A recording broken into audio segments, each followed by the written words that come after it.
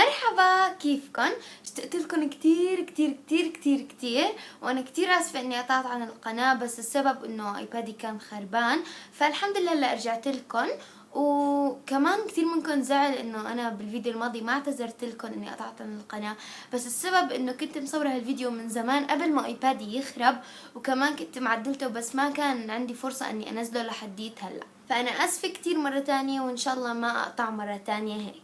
اذا شفتوا الفيديو الماضي او لسه ما شفتوا، فانا عامله مسابقه على البوت البيضوي. الفيديو حيكون تحت، اذا بتدخلوا على صندوق الوصف بهذا الفيديو حتكون موجوده الشروط. اذا بدكم تربحوا البوت البيضوي سووا الشروط ويمكن تفوزوا. نفس ما شفتوا بالعنوان، اليوم الفيديو هو نصائح لليوتيوبرز اللي ما بيبينوا وشهم. انا عملت نصائح لليوتيوبرز فيديوهين من قبل، هو لليوتيوبرز عامه يعني، وجاني كتير بالكومنتات اعملي فيديو نصائح لليوتيوبرز اللي ما بيبينوا، للي ما بيبينوا وشهم. هاي المرة المليون اللي بعد هذا المقطع على فكرة. فقعدت أفكر بنصائح، وأخيرا لقيت لكم 5 نصائح لليوتيوبرز اللي ما بيبينوا وشهم. يلا، النصيحة الأولى إنك تفكري بمواضيع مناسبة لفيديوهاتك. كيف يعني؟ مثلا إذا أنت بدك تعملي فيديو ما يكون فيديو مثلا تمثيلي أو مضحك، لأنه الناس لما بدها تتفرج على فيديو تمثيلي أو مضحك بدها تتسلى وتشوف تعابير وش اليوتيوبر مشان تعرف إنه شو عم بيصير، هذا الشي بيمتعهم أكتر. أما أنت ما حتكوني مبينة وشك فما حيستمتعوا كتير بالفيديو. فبنصحك تعملي فيديوهات مناسبة تانية مثل DIYs إذا أنت شاطرة بالأشياء، فيديوهات رسم إذا أنت شاطرة، أشياء هيك تكون ممتعة حتى لو أنت مو مبينة وشك. النصيحة الثانية تظبيط المكان والشكل أثناء التصوير.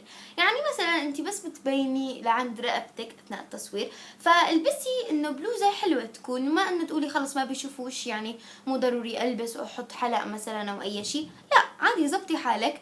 والمكان صوري بمكان يكون حلو، مو تقولي والله أنا ما ببين وشي يعني حصور بمكان مكركب وعادي، لا عادي بمكان فيه ضوء، فيه حتى لو مزين عادي حلو بيكون، وهذا الشيء بيخليكي تحصلي على مشتركين أكتر ومحبين أكتر.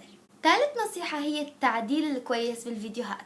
يعني لما تعملي فيديو ما تعدلي أي شيء وتنزليه، لا عدلي حلو، يكون فيه موسيقى صوت واطي مثلا إذا أنت بتحبي، تأثيرات حلوة، ما إنه تعملي عجقة وتأثيرات وأصوات وهيك، لا هالشي ما حيكون ممتع. إنه اعملي تأثيرات وتعديل يكون حلو ومناسب للفيديو.